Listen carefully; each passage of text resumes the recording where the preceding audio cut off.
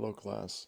This is our Missed Wednesday lecture, recording on circadian rhythms and photoperiodism. Lots of animals experience circadian rhythms in behavior and life history events. These tend to be very important life history events since they're taking place on the scale of a year. Here's an example here. Most birds have a well-defined breeding season, the reproduction season. And this varies with latitude, as we can see here in the diagram. We're taking a look here at the time of year in which breeding happens as a function of latitude. You can see the further north latitude you are, all the way up to 65 degrees, right? So this would be in the Western Hemisphere in Canada. The breeding season happens, roughly mid to late spring. As you go south and approach the equator, it becomes more diffuse. Breeding happens for more time of the year, and then it shifts. It shifts to the winter, which is really the southern hemisphere summer. And those species that breed in the southern hemisphere at high latitudes, they are breeding in mid to late fall, early winter. Which for them is their mid to late spring and early summer. So these are important cycles in animals, in animal life histories, are these circadian life history events. And the reason for this and these bird species especially are high latitude, northernly or southerly breeding species is because we see a stark difference across the seasons, across the year. Your landscape might look like this on the left, and 6 months later, it may look like this on the right. So it makes sense with such a strong, like what we saw in circadian rhythms, a strong and predictable change over the course of a year. Whereas with our 24-hour cycle, there's a strong and predictable change in light and everything that goes along with it. The same thing can be said for the year. Because of the tilt of the Earth and its rotation around the sun, there are strong and predictable changes in the environment. Especially, they become stronger and more predictable the further you get away from the equator, because the tilt of the Earth becomes, the effect of the tilt of the Earth becomes more drastic as you get away from the equator. So it's no surprise that animals have evolved some sort of a rhythm, since this is such a predictable environmental cue. Here's another example of what we would call an old world warbler, not within the same clade as our warblers that we have here in North America, but sort of fill the same niche. Small birds that spend a lot of their time eating invertebrates, gleaning invertebrates from the tops of canopies. We can take a look at two closely related warblers, the blackcap and the garden warbler, and we can see their ranges here. An important part of their life is maintaining this circadian rhythm of breeding up at higher latitudes, as you can see throughout Europe, and into Russia, and then spending their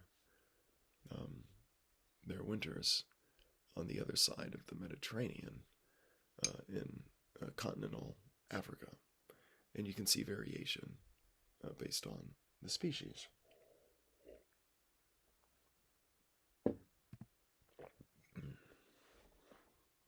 And it's just not breeding, but a number of different behaviors and physiological processes operate on a circadian rhythm in birds, such as molt, the onset and direction of migration, and reproduction. You can see some of the graphs here below for the indigo bunting, a species that's common in the eastern United States. Not as common as it used to be, unfortunately. And so they have an annual cycle of molting in late winter into the spring. Nocturnal activity during late spring. This is associated with migration. Fat index testes size goes through an annual fluctuation associated with migration and the breeding season. And we can see how this correlates with day length. Day length increases and is, as we'll learn, the driver for these circannual processes and behaviors.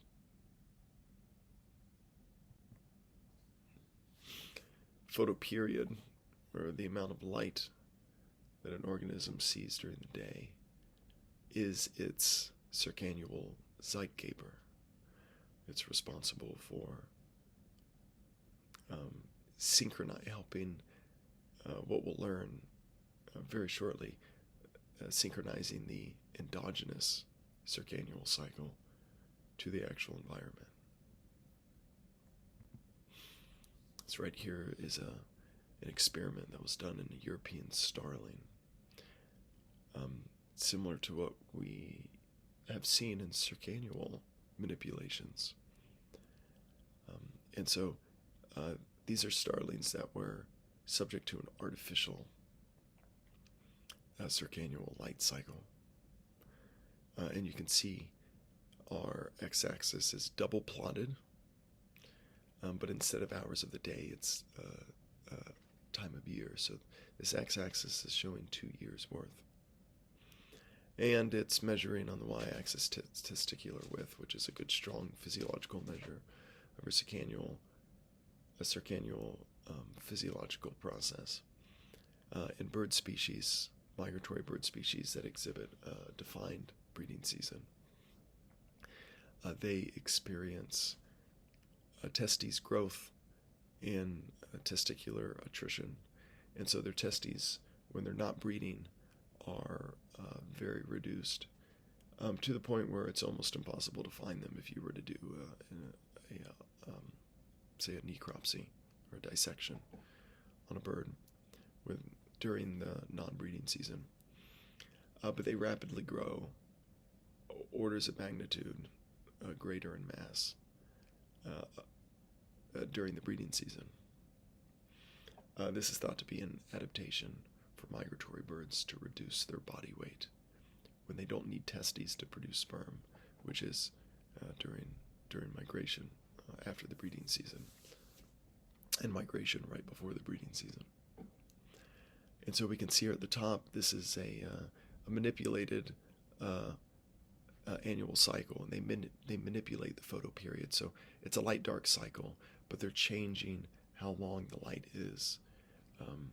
And so artificially, say like in late summer and fall, the photoperiod that they expose them to gradually gets a little bit shorter every day until it becomes its shortest in winter, at the beginning of winter.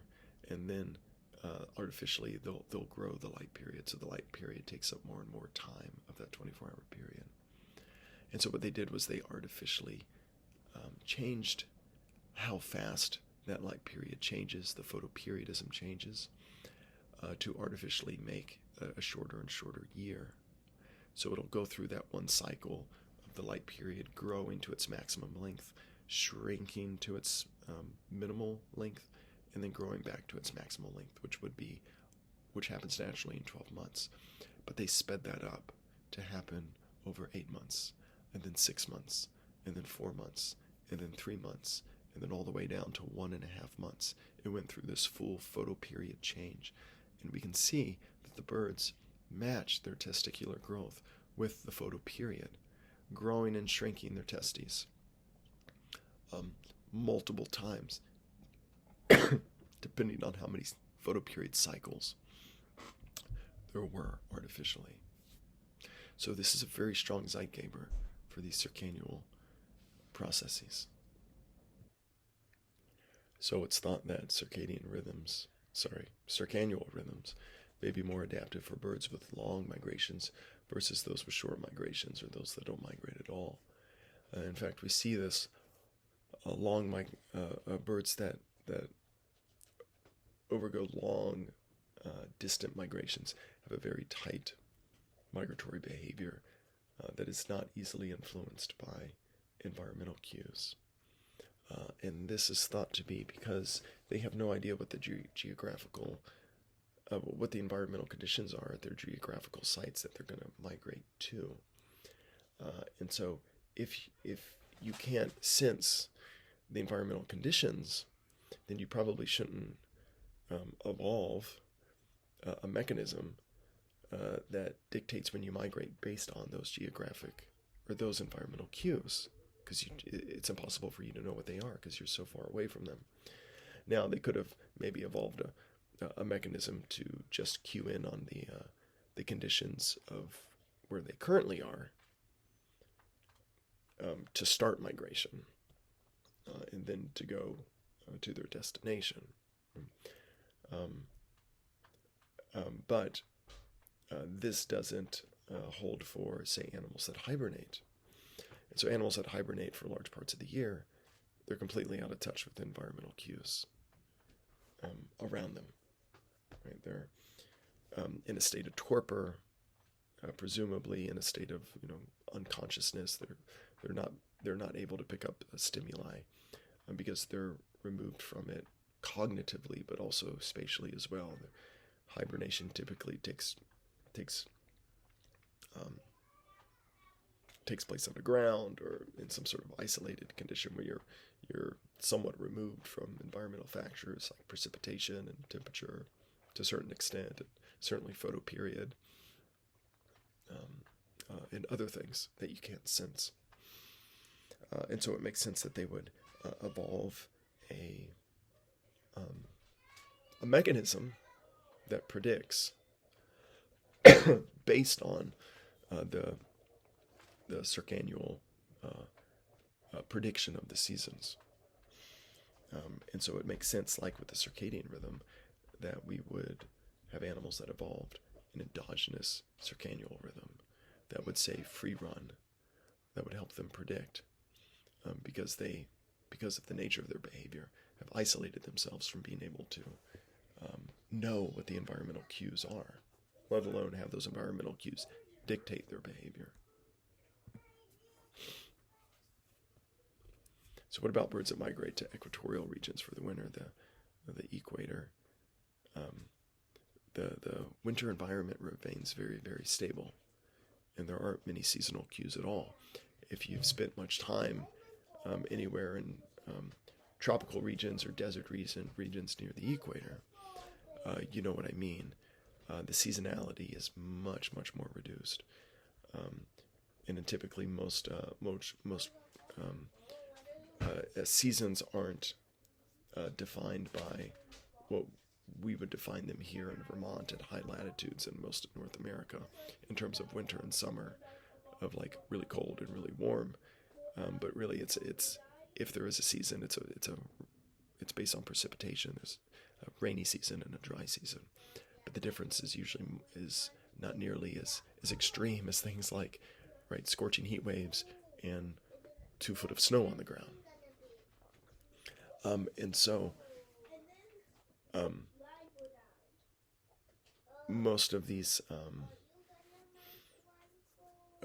species that migrate to equatorial regions, well, they have to know when to migrate back north or back south for reproduction.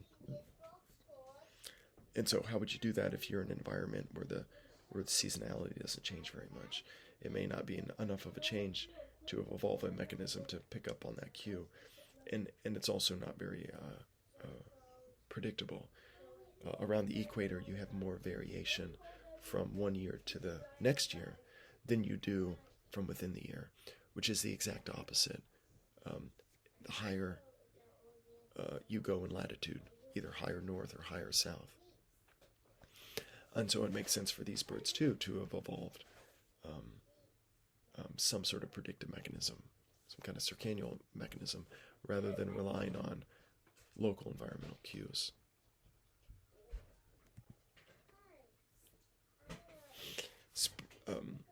Spring migratory behavior and gonadal development occur at the right time, even if these birds are held in constant conditions. This suggests an endogenous.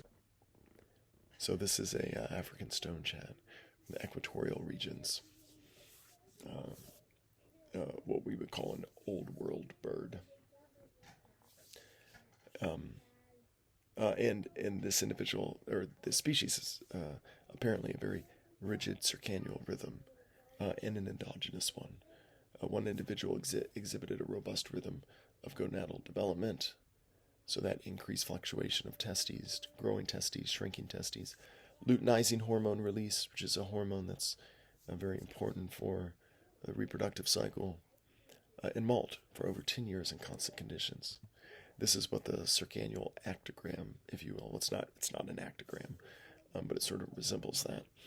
The x-axis is our triple plotted year, starting in January, going to December, and then doing that 3 times. And then we have a few things here. You can see the black bars, black horizontal bars, are when flight feather molt is happening. The gray bars, body molt.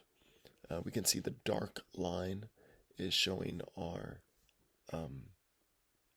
luteinizing hormone concentration, wax and wane, and then the gray line, the gray regression line, is showing us the testicular width, so the size of the testes, which is fairly easy to do without killing a bird, even though they're internal. It's fairly easy to get a quick look through the cloaca of a bird to see the testes and to measure it. And so, and colored here in gray is depicting one series of gonadal cycles from one to the next, and you can see, very robust rhythm. Things start to get out of sync a little bit, but really not much at all.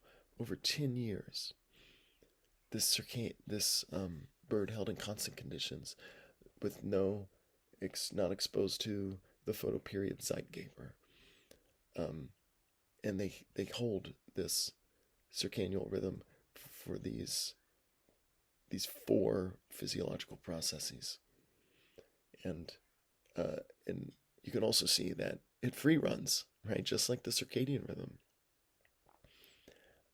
So it's not exact, and it relies on a Zeitgeber to keep it in train with the actual environmental conditions. Other differences exist between birds inhabiting the more temperate regions as compared to equatorial regions in respect to their annual rhythms of molt and reproduction. Taking the stonechat as an example, the African stonechat versus the European stonechat, 2 very closely related subspecies. They can interbreed, but usually don't. And so, despite their closeness, they show differences that go beyond responding to environmental cues. For example, the post-juvenile molt, so this is just a fancy term for molts that occur after their first one, after they've left the nest. When individuals from these two different populations are held in constant conditions, we see that those that are from the European population, they start their molt earlier, and their molt occurs over a shorter period of time compared to populations in Africa. So why is this? Well, functionally, it's because the European birds are migratory, and they have to finish their molt before they can migrate. So it's adaptive to be able to get through molt quickly. So they have more time to migrate in case things go wrong,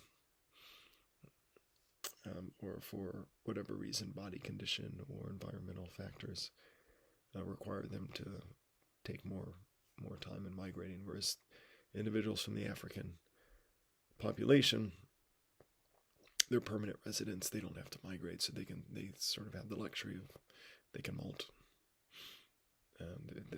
There's no sort of major life history event that's pressing that requires a full complement of flight feathers, or as pressing as migration. Of course, it's advantageous to have a full complement of flight feathers. So one question is, are these differences perhaps genetic, rather than just being responding to sort of the life history differences?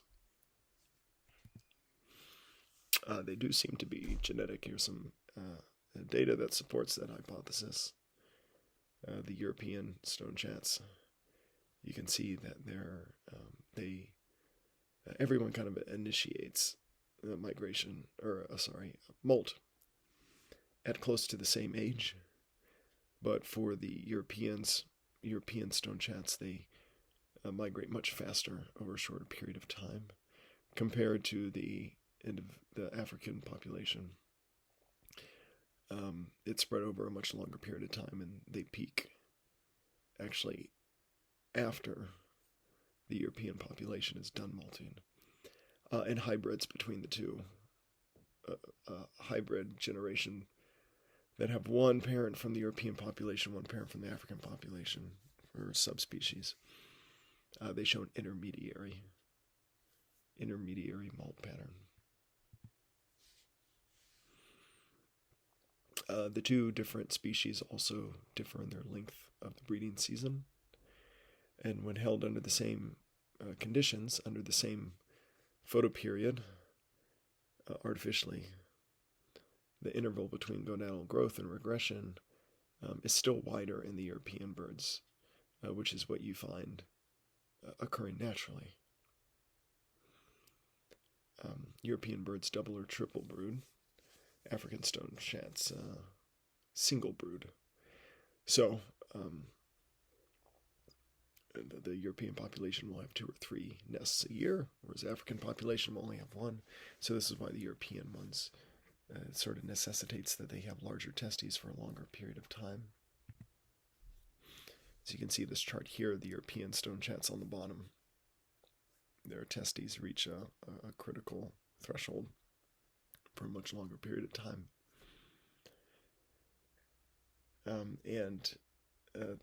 These are endogenous, right? When held under constant conditions, the European stone chats still show a punctuated testes regression, or a longer period of testes growth. Endogenous rhythms play an important role in migration. In many bird species, the circadian timing system controls the duration and the distance of migration.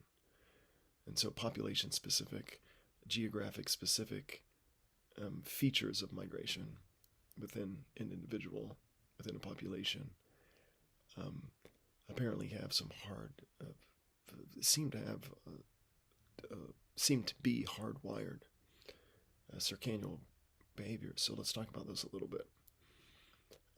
First, we should talk about how songbirds in general, and we're going to talk about warblers here because this is where most of the experiments have been done, are diurnal most of the time.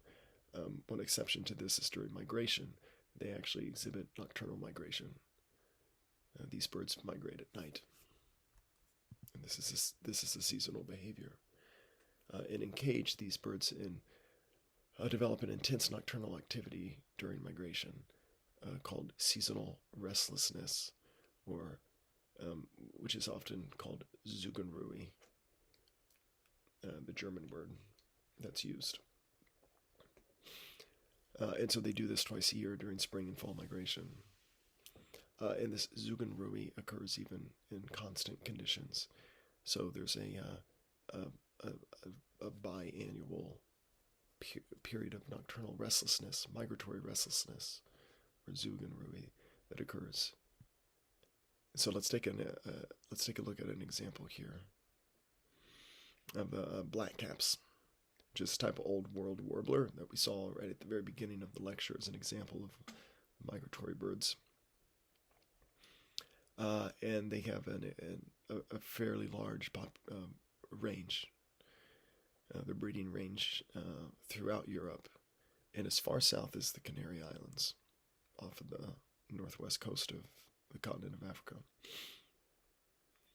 And so, comparing these German blackcaps to the Canary Island blackcaps, birds from Germany migrate over 1,000 kilometers in the fall south to Africa. But over the Canary Islands, these birds move relatively much shorter distances for their migration. And we find, sort of mirroring what we saw in the stone chats, that the difference seems to be genetic based. The amount of time that the Canary Island population spends is less than 2 months, spends migrating. And this data right here is from captive constant conditions. And so even when you take these birds out of their habitat, put them in a cage, and you measure their migratory restlessness, those that come from the Canary Island population show much shorter duration of migratory restlessness. Those from the German population, much longer migratory restlessness, right, about 3 times as much.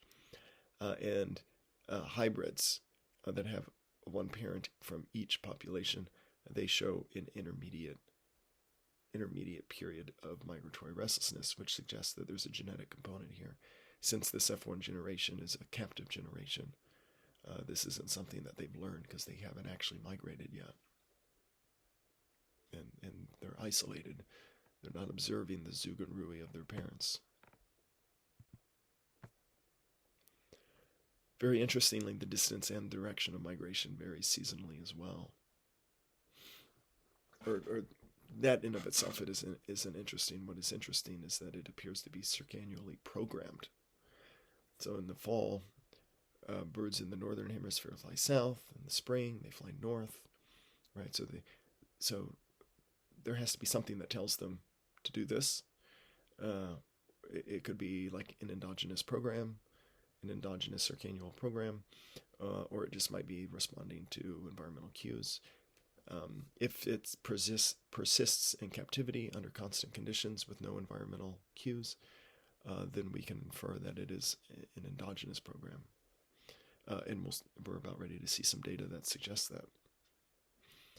And we'll see to a certain degree just how fine-tuned this information is.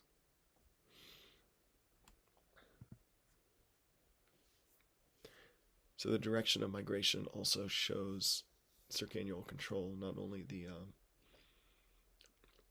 overall sort of like the north or south direction and how long, but also fine details and subtle differences in the direction.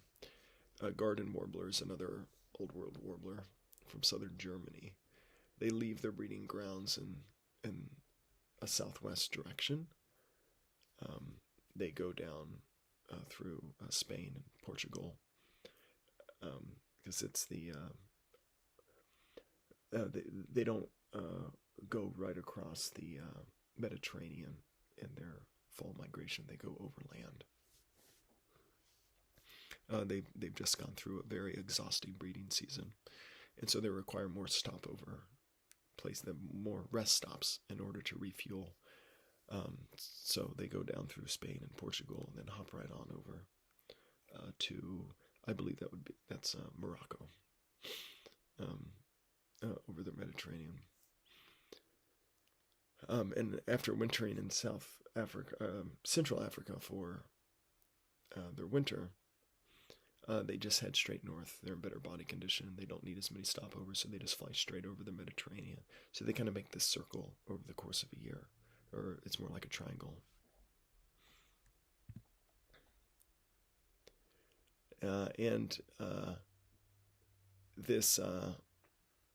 This behavior of this directionality of southwest down through Spain and Portugal, hopping over to Morocco, and then going northeast to Central Africa, and then just heading straight north during the breeding season. This special directionality was found in captive birds that had been raised by hand. They didn't even know their parents. Never been on a migratory path before. But when we measure their migratory restlessness as adults, they exhibit this directionality. And here you can see that data, the accumulated data here. So the circles you see are like vectors. The length of them show the amount of time spent being restless in that direction. So birds, when you put them in a cage during migratory restlessness, will kind of hop in the direction, in a specific direction. And you can record like how many times do they hop north or northwest or north by northwest. And then you can get an average. And we can see over multiple individuals during the month of September, the accumulated vector, the average vector, is in a southwestern direction, which mirrors what's happening in September during the free living population. During November, it shifts. That vector shifts to a more southeast direction. So from northwest to southeast, and then in May, a more northerly direction. And so these are birds that have never migrated before, but yet they're showing this directionality. It seems to be hardwired.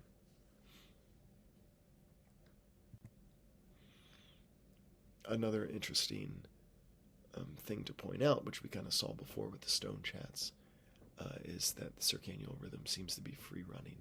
And this is an example here, a decade's worth of data of summer and fall molt in garden warblers and blackcaps. And it's this behavior or molting free runs at what we would call a tau of 10 months, right? So this is their free running circannual period, which is about 10 months. So it requires entrainment. It shifts slowly across time.